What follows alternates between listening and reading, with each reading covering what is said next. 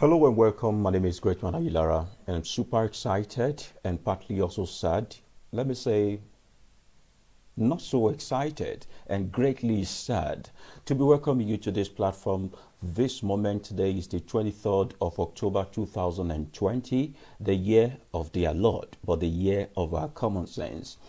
Today we will be talking about something very, very pertinent and crucial to our social, national, let me use the word spiritual in terms of mental development, because in this year we realized that Nigeria has never truly been independent at all, never truly experiencing freedom at all in whatever shape, form possible. And this year, the younger folks said enough is enough. Since 1960, you guys have been in power. The elderly ones have been anchoring and paddling the canoe of this nation. We want a change. And for that reason, they went to the street, occupying the street, protesting against first police brutality and maltreatment from the law enforcement agent as a synonym or metaphor to the overall injustice and differentiation, whatever the English is, and also the marginalization of the people of the North by of the people of the South by the people of the North. And in response to their agitation and what they are fighting for, what the government of the Federal Republic of Nigeria could actually respond them with is to kill them more, to kill more of them. We're just trying to say all we need is to be treated as human beings. All we need is to be reckoned with as people, enough to be respected. All we need is for you to reckon with the fact that God is also read. For the ideology of a president of our father is getting into their head. We want to put it in their head and reformat their concept that a public officer is a servant to the masses who is being paid because he's employed, who is being paid by taxpayers' money. Now, occupying a public office is not a privilege for you. Occupying a public office is not you trying to make it look like you deliver or discharge your duty, then you are doing us a favor. It is not a favor for you to do what you were employed to do.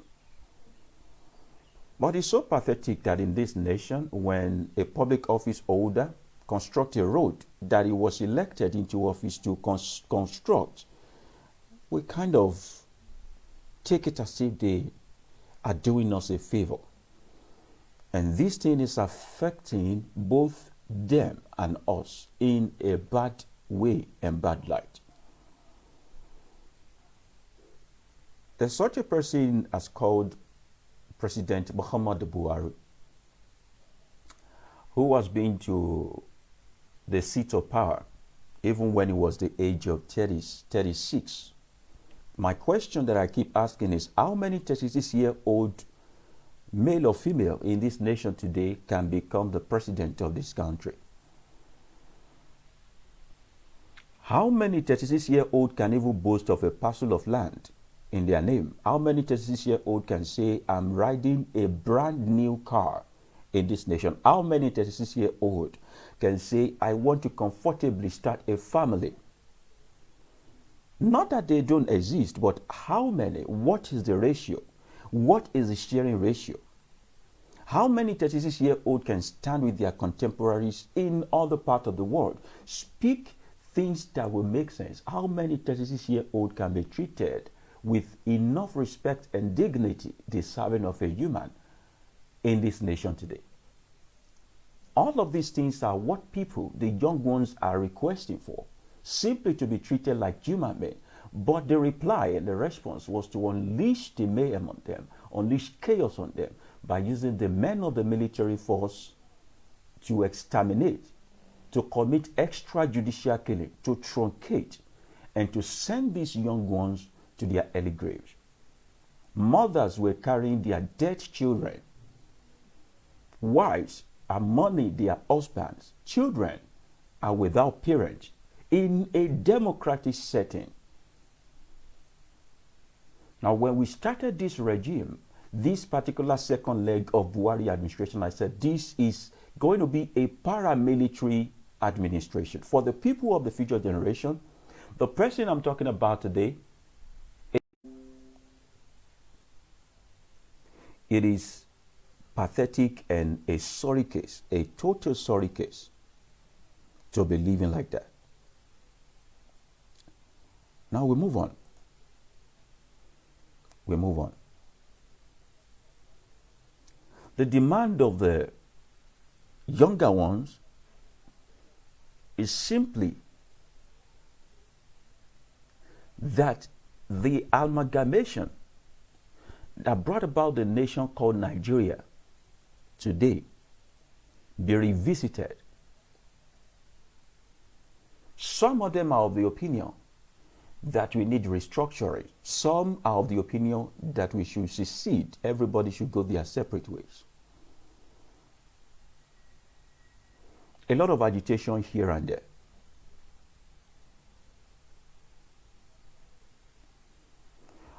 But then you realize that some certain tribe, while we're trying our best not to play the tribal card, it is obvious that what is happening right now is the northern superiority complex. The northern superiority complex, a situation whereby the northerner feels that they own all the copyright to every single resources, either human resources or mineral resources, that is in this nation. Northern superiority complex. This is what is making some set of people hold on to power. When this nation was amalgamated by Lord Lugard and his girlfriend Flora in 1914, there are three people who were key player or elements in that amalgamation. The Fulani Hausa in the north, occupying the major vast landmass in the Niger area. The Yoruba people of the southwest and the Igbo people of the southeast.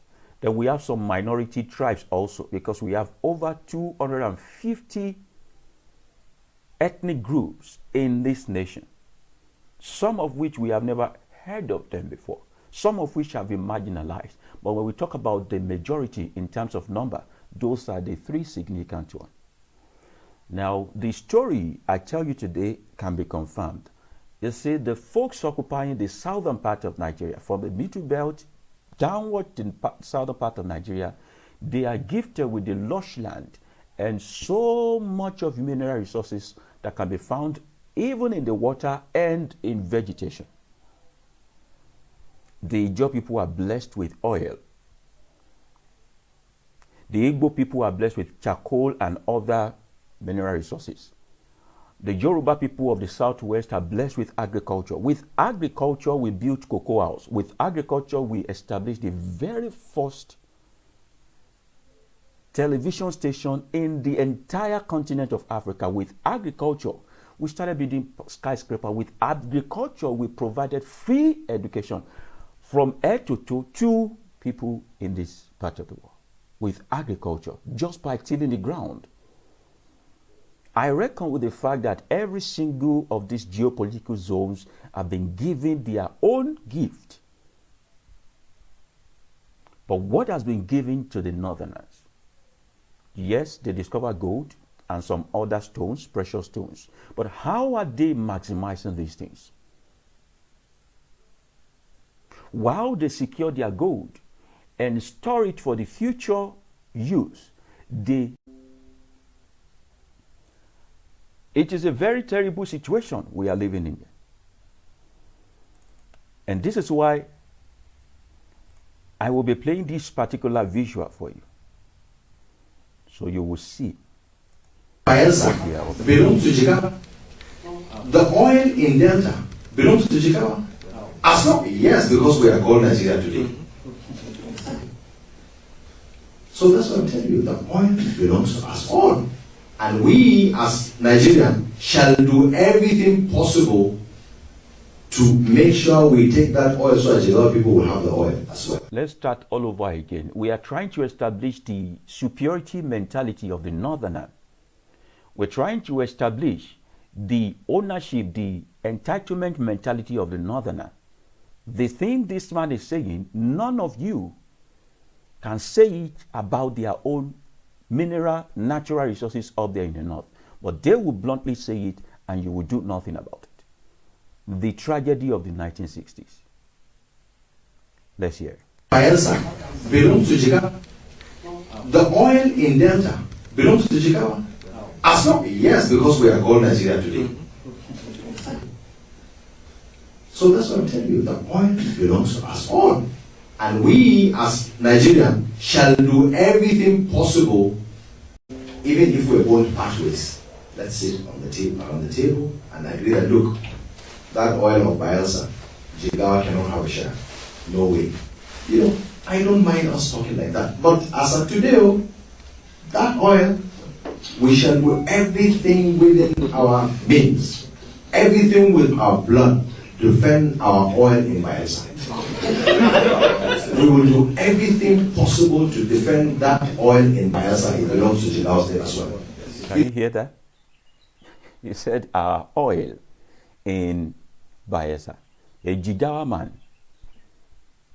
That's a Jigawa man laying claim with all sense of entitlement of the mineral resources of the South.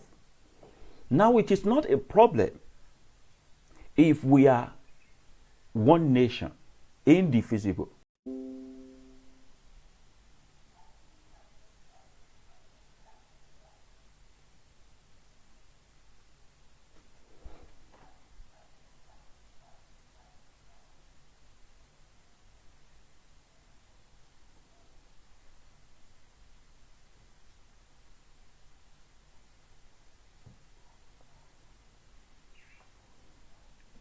The sort of things you hear this man say, because that is their mentality.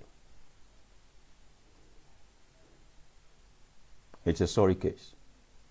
Let's continue to hear it, if network will permit us. So that's what I want them to understand. This country fought civil war. And that's probably why we are still together. And anybody who threatened, unless if we are defeated, then we can leave the oil. But if anybody threatens the flow of oil, we shall fight and make sure oil flows. Ijo oil, Bayelsa oil belongs to Jigawa people.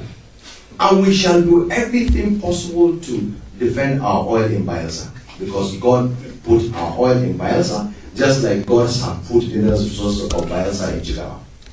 Bayelsa belongs to Jigawa. The oil in Delta belongs to Jigawa. As long, yes, because we are called Nigeria today. I've heard enough of this man's infuriating comments and words. Things like that is what you hear them say. This is what they taught them. This is what they taught their people. That is the mentality of an average Fulani person. You live in North, you live in the South, wherever you live in. That is the mentality of an average Fulani person. So he sees you drive a good car. Because he could not drive that good car, what he does is to kill you. Not that he will steal the car from you, but you won't have it and he won't have it. Why? Because he feels like everything in Nigeria belongs to him. Now, I'm not trying to fuel tribalistic, whatever, but this is the reality. The amalgamation. The tragedy of this 1960. Lord Lugard obviously have a soft spot for these people. He lived there several times. And from the privileged document that I was able to read, the agreement was that when we clock 100 years, we can go our separate way. We should have gone our separate way since 2014. But I don't know why these people, why we are still together. Now, when independence was going to be taken, this forceful combination, there are three people representing us. The Ahmadu Bello, the Awolowo, and the Nnamdi Azikiwe. The mistake made was that when Awolowo was objecting and giving preferential treatment and conditioning to this independence and talking about this secession, the Nnamdi Azikiwe was full of the aura of God. And you know those who believe in God are the most foolish people in the world. By the grace of God, one nation under heaven, we will not go our separate ways. The Ahmadu Bello who is representing these people is even reluctant. And maybe we should go with Awolowo's story. But Nnamdi said no. Now both Nnamdi and we are suffering from what is happening. The generations of Nnamdi and we are suffering from what is happening in this nation today because we are not even the people to be reckoned with. And we have used practically all our lifetime to serve an Hausa Fulani person. An Hausa Fulani person. It is obvious that there is a need for restructuring or secession if we are too big to manage ourselves. Unfortunately, the power and the way, the constitutional method through which they earn power all the time is by population. And you know they reproduce like no man's business. Because obviously they believe that it is Allah subhanahu wa ta'ala that will help them to cater for children. We think before we reproduce here. So when it is time for election, all these the illiterate children, all these the Alimajiri children, they bring them out for voting. And I'm categorically saying to you, Southerner, listening to me right now, that as long as Nigeria remains, these people will continually rule you. They have the landmass at their disposal. They have the reproductive understanding at their disposal. They reproduce as if. Do you know how many times, how many years Boko Haram have been killing them in the north? They are still more than you. This tragedy that was created in 1960, called Nigeria, is going nowhere. A certain man was interviewed to give his own view regarding restructuring of Nigeria and all that. And I'm seeking permission to use this particular material for this particular purpose. I've forgotten his name, but he spoke a lot, and you will listen to him. You will hear him now. If the law should rule in Nigeria, we will not be, all this restructuring talk, they are actually bywords for several other things that were subsumed beneath restructuring. Restructuring is more of a binary vision result. When the people have looked at where they are, everything appears mad, and then you want to run away from declaring a support for secessionist arguments. You start saying, okay, we don't need to break, let's restructure. So there is a third angle that we conveniently ignore in the demand for restructuring, and that angle is that the real demand is actually for equalization. Equalization can only happen where the law rules. If the law does not rule, if impunity reigns, even if you restructure Nigeria and you as the anchor upon which everything revolves, you're just wasting time. So yes, restructuring means different things to different people, but the one that is paramount, that must be there, whatever name you call it, even if you leave Nigeria the way it is right now, as badly structured as it is, if the Nigerian state dares to allow the law to rule, I would say that the agitations would even go down significantly. People are shouting end SARS, end SARS. The only way you can ever end SARS is if the policeman carrying the gun knows that there will be consequences for the shot that he fires. When he recognizes that the person he is shooting is a citizen in relation to whom he must offer an account, not only to the state, but to the family of the persons that he kills. The only reason the Nigerian police kills with impunity is because he knows that there will be no consequences. The state is structured to protect the rulers. As long as it doesn't kill a member of the ruling class or one of their children or sympathizers or somebody, a worthy, even when worthies are killed, sometimes nothing happens. So the centrality of citizenship, the rule of law, these are central issues. They are core issues that are subsumed beneath the demand for a restructuring of Nigeria. It is the binary vision that sometimes allows those things to get hidden underneath and get lost in the noise of the arguments that we raised. Equalize citizenship, let the law rules, restructuring becomes a byproduct.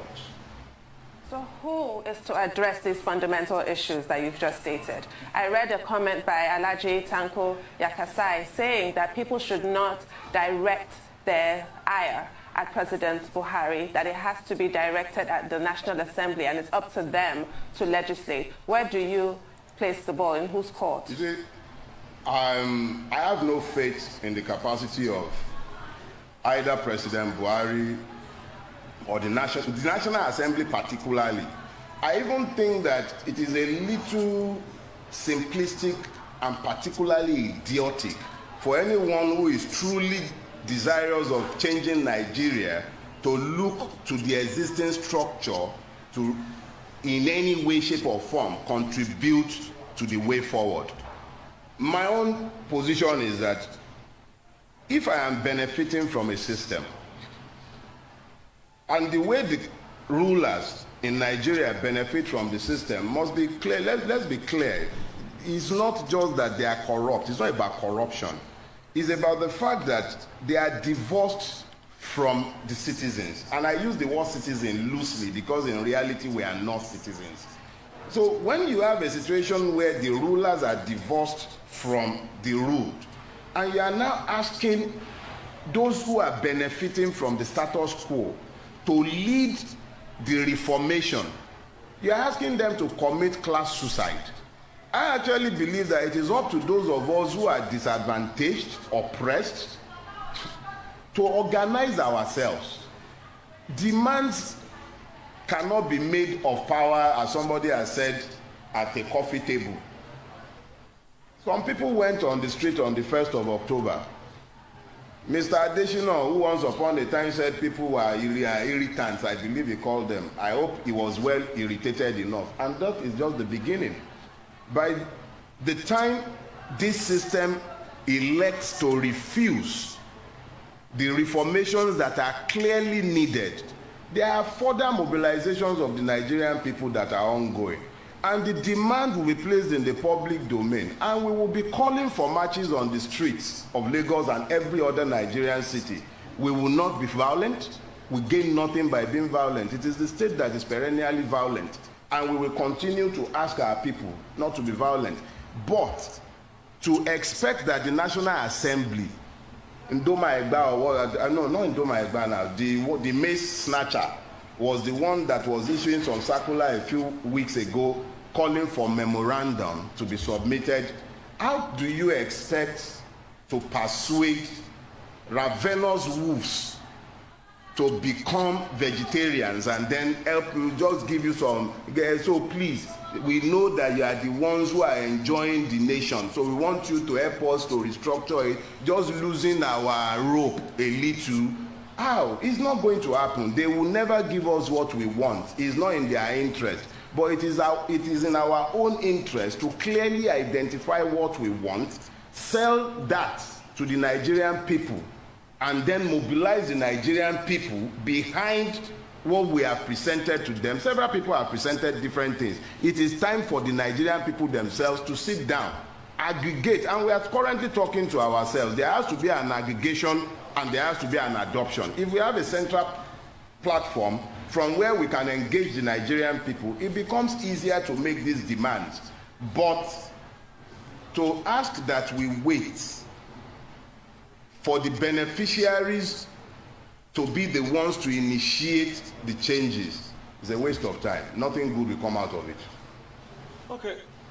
If you heard the president's speech, I'm sure you did. I didn't bother. It's a waste of time. Okay, on the first of, so I'm going to quote. It's a waste of time. I'm going to quote from the speech. The president talked about the fault lines in this country, and talked about it in such a way that what really ties us together are more than these fault lines. You know, these fault lines might be fault lines whipped up by a lot of other people because of their grievances of some sort. I mean, what's your take on all those fault lines? And do you believe that these fault lines... Let me say this to you. I was talking to a friend driving here this morning. He sells cars, and he was sharing his experience with me. If you're going to the northern part of Nigeria from Lagos, between Lagos and Lokoja, there are 40 custom checkpoints. 40. After Lokoja, all the way to Katsina, not one. Between Lagos, hear me again, between Lagos and Lokoja, 40 custom checkpoints. That is within the border of Nigeria. But once you have crossed Lokoja, not one until you will get to Katsina. And we are all in Nigeria. Let's be clear about something. I have never expected that the beneficiary of a crime would in some way turn around undetected and be the one to offer restitution. But it should illustrate a lot for anyone who is willing to look objectively. Nigeria and Nigerians are the problem of Nigeria. Average Nigerian has no problem with his neighbor. But our system is structured in a way, any system that allows what I just described to you cannot be said to be just. In a situation where you enter a government institution and you see the manifest and clear marginalization of vast parts of the same country, what you are seeing is the legitimization of internal colonialism or an apartheid system that we are being asked to legitimize by our silence. Is either you are benefiting from it and you then don't want to talk about it. Why would you want to change what is working for you? But if you are an Igbo man or a Yoruba man or anybody for that matter who has reason to transport your goods from Lagos up north, and you have to contend with the fact that between Lagos and Lokoja, you are going to find 40 checkpoints that you will not find one after Lokoja, then tell me, how do you explain to such a person that he has no need to be demanding a restructuring? He will demand that restructuring because he knows that if Nigeria is restructured, he will not see those custom checkpoints on the road. Meanwhile, he's a businessman. The only reason he's talking restructuring is because he wants equalization. So beneath restructuring, you find a whole lot of things that are hidden. A lot of grievances are hidden underneath the demand for restructuring. So when we refer to the, and it's a truism, Nigerians don't have problems with themselves. Allowed a level playing field, the average Nigerian is happy to be here. Next 60 years, forget about it. The next 600 years, we want to be here. I could have left Nigeria, but I haven't left. I'm here because I believe in Nigeria, and so do a lot of other people. Hausa, Igbo, Yoruba. Nobody really cares for these tags. If you are demanding that racism should end, Black Lives Matter, how do you really find the moral standpoint to speak about Black Lives Mattering if Ijaw life does not matter to you, Igbo life does not matter to you, Fulani life does not matter to you, Hausa life does not matter to you? The people being slaughtered in southern Kaduna, they are human beings. The people being killed in Katsina, they are human beings. People losing their lives every day in different parts of Nigeria where the state has failed woefully, they are human beings, they are Nigerians, they are suffering. So when we talk about the fact that Nigerians we are united, yes, we are united. It is the system and our rulers that are dividing us. They profit from those divisions. They profit by it. And when you are demanding restructuring, remember the demand for restructuring is just a cover for several grievances. People are in pain. Interactions with the Nigerian state occasions pain. Fela sang about it. He called it country of pain. Why must our country be a country of pain? Why must all our interactions with the Nigerian state instinctively inflict pain on us? How do you rationalize a situation? You hear that madness. 40 checkpoints to Lokoja, none after Lokoja. If you are in the business of moving goods up and down Nigeria, that is the reality you live with on a daily basis. I heard it this morning and I was shocked to the marrow. But the person whose reality exists with that madness on a daily basis, how do you demand patriotism from him? How do you look him in the eye and tell him that he's unpatriotic for saying that Nigeria should be restructured? What do you want him to do? Carry a gun and start demanding a secession? So against restructuring, that is why President Buhari, General Buhari will be talking about unpatriotism. What is unpatriotism? Who is more unpatriotic than the person who will take money to build a rail line to Maradi when you have children, over 14 million of them walking on the street, and then is building a rail line, 1.9 billion or something like that to Maradi. They are spending 36 billion or thereabout to renovate the National Assembly. Who is more unpatriotic? Patriotism should not be equalized with slavish support for stupid leaders whose only interest is to enslave the people. They are enslaving us. So to now be demanding, how can you ask me to be patriotic when you are busy decimating the future of my children whilst I'm still alive? So let's be clear. Oh, it's a lot to talk about, and I needed to play it from beginning to the end. It's almost 40 minutes, and because I couldn't have said it better than this particular man. His wisdom, his delivery, his speech is awesome and beautiful. This is our reality as at year 2020, 60 good years after independence and more than 100 years after amalgamation. 60 good years after independence, more than 100 years after amalgamation. We are still roaming around the same mountain, hoping and believing that a miracle will happen, and suddenly a magic one will be, and then everything will be better. And the youth went out to demand for their rights. First, the security of life before that of property. And the very reason why they went out to demand is the very reason why this tragic creation called Nigeria still killed them. I'm going to be showing you some media, and it may look tragic. It will look tragic. These are the visual of young men who lost their lives, their loved one, just recently. We're talking about just recent time. Just because they requested that there should be a better life to what they are experiencing. Now here is a young man. Here is a young man who lost his brother. Now I'm going to explain. If you don't understand what he's saying, I will explain to you. Let's hear it.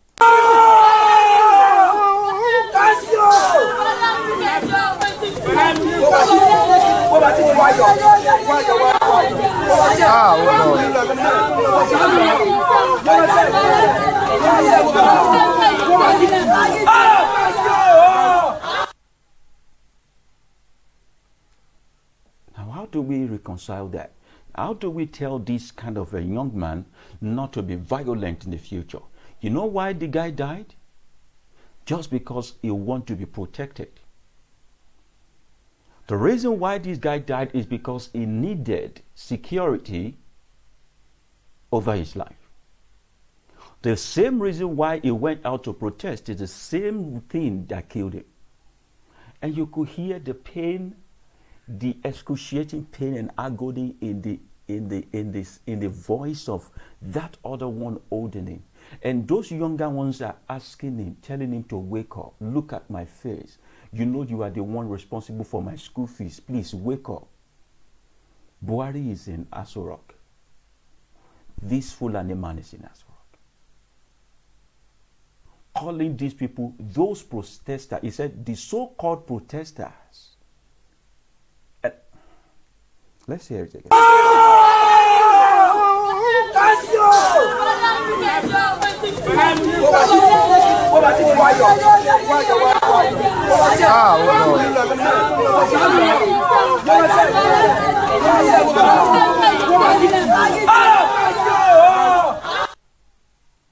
Now, this is not something that has happened in a million years ago. This is something that happened just recently. How do we reconcile that? These young people, dead just like that. I'll show you another one in a nation called Nigeria. Now, even look at the outlook of those young men. You see these people are poor folks. Poor folks who are barely feeding. And yet their lives could not be protected in their own father's land. I'm going to show you another one. And let's see if this will drive it up. Because it's a lot being in Nigeria. It's a lot being in Nigeria.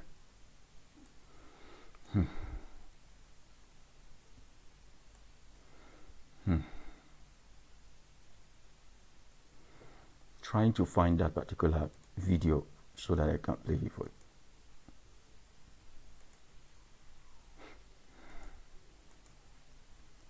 Oh,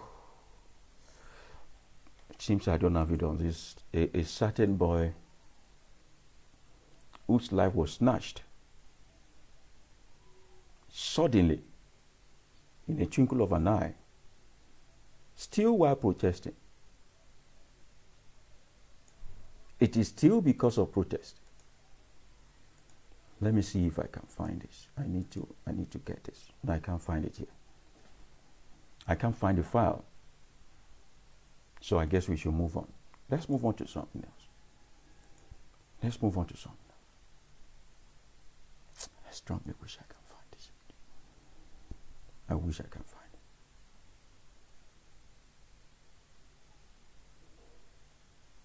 It's sad. It is sad to be in Nigeria. It is really sad to be in Nigeria.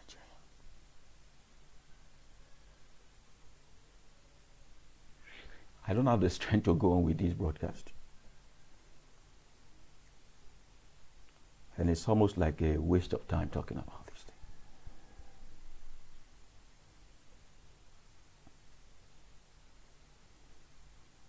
It's heartbreaking and